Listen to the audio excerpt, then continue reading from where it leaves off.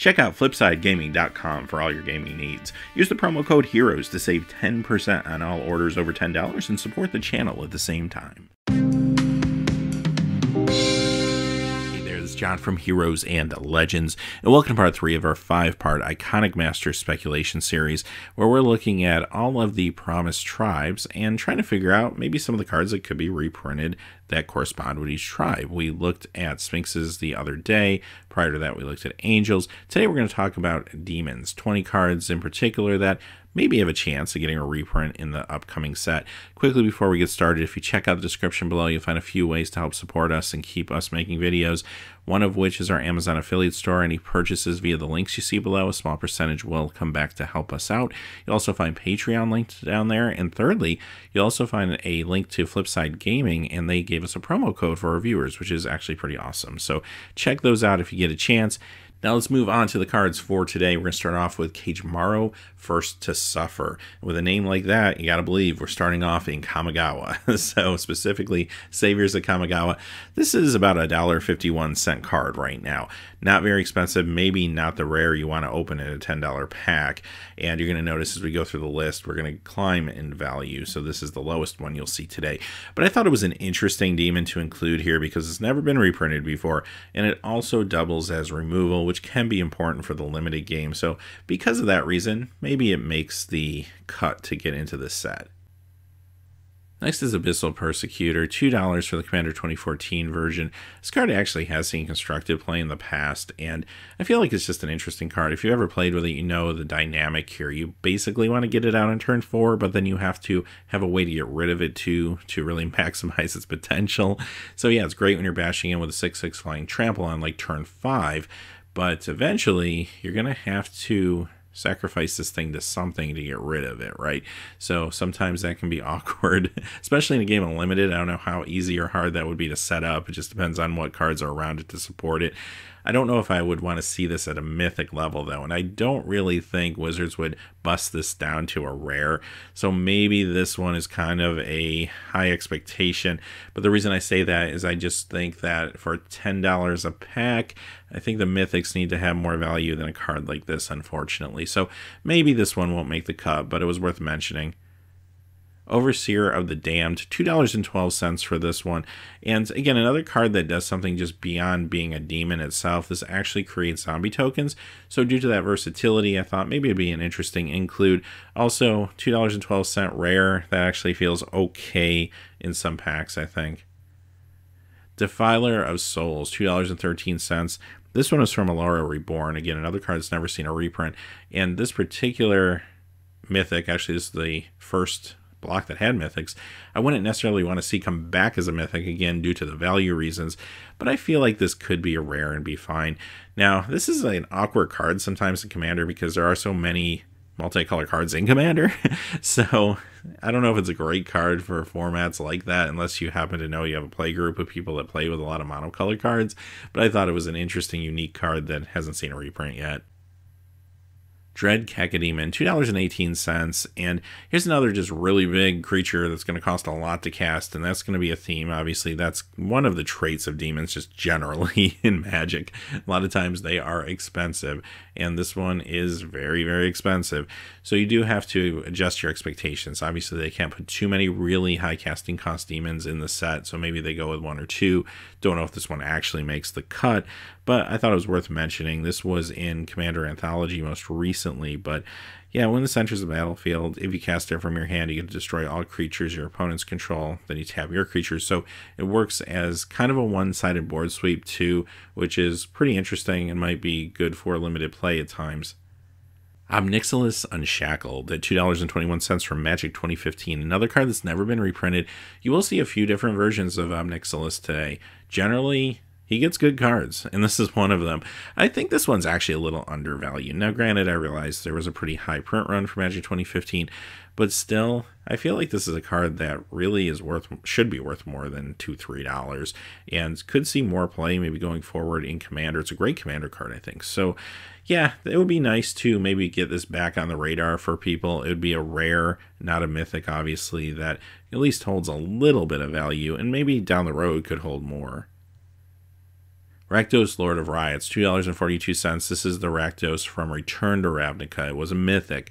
Now, again, $2.42. I really don't want to see this as a mythic in the set, and I don't think Wizards is going to bump this one down to rare because it's Rakdos. So, again, it probably won't make the cut, but I thought it would be worth mentioning anyway if you're not familiar with the card. For casting cost, it makes you jump through some hoops to get it out, but if you can do it, if you can make an opponent lose life that turn and then play this on like turn 4 and get a 6/6 flying trample, and also that other ability too, it is a really powerful card. Saizen, Perverter of Truth. We're back in Kanagawa again. You can tell by the names of the cards. And this one, $3.11, has never been reprinted. And the reason I thought it has a chance to make it maybe in the rare spot is simply because when Wizards designs these sets and they think about limited, sometimes they try to put cards in there that will expedite the games a little bit to get you past some stalemates and such. It could make a cut just for that. Prince of Thralls. This one, $3.34 from Shards of Allura, the first set ever to have mythics, and of course it was a mythic there. It's interesting because, again, it hasn't been reprinted. It would be hard to say that this will come in as a rare, unfortunately, and the value point is still a little bit low for mythic, I think, for a master set. So because of that, it probably doesn't make the cut. Also, too, I'm not sure limited-wise what the mana base is going to look like. So if they're trying to stick to maybe dual color decks or something like that, most of the demons are just going to be black, then this might not make the cut. It might be too hard to cast in your sealed and draft games. So because of that, this one's a long shot, but I thought it was interesting to mention. It is a very good card just generally. Rakdos the Defiler, $3.60 from Dissension. Now you may wonder why this Rakdos is not a mythic. Well, it's because we didn't have mythics back in Dissension, or I'm sure it would have been. So, again, the price point's a little low to bump this up to mythic. I feel like it would be weird, though, if Wizards put it in the set as rare because, again, it is Rakdos. It's a great card, though. If you've ever played with it, it can really mess up some opponents' board states and really end games at times. So it is a good card. It costs 2 more to cast than the other Rakdos, but you're definitely getting what you pay for here. It's fantastic. Again, because of the situation with the card maybe not being able to get bumped back down to rare, actually, or stay at rare, I should say, then I don't know if they'll actually pull the trigger on this one. Lord of the Void, $3.97. This one was a mythic. Maybe this one could go down to rare. It's a great card, though. Again, it's a little hard to cast, 3 black and 4, but not impossible in the game Unlimited, especially in draft or sealed if you're able to get some ramp behind it or something like that, right? So a 7/7 flyer, but the ability to kind of mill your opponent's stuff into exile and steal their stuff is actually really sweet.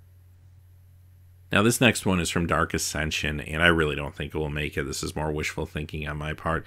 The artifact is Olivares the Binding Blade, and then it transforms into Withengard Unbound. $4.10, got decent value attached to it, but I really don't think we're going to see transform cards in the set, just because if you create transform cards, you pretty much have to have a fair amount of them, and the tribes that are the highlighted tribes of the set don't have a lot of transform around them. I mean, this is a very rare inclusion.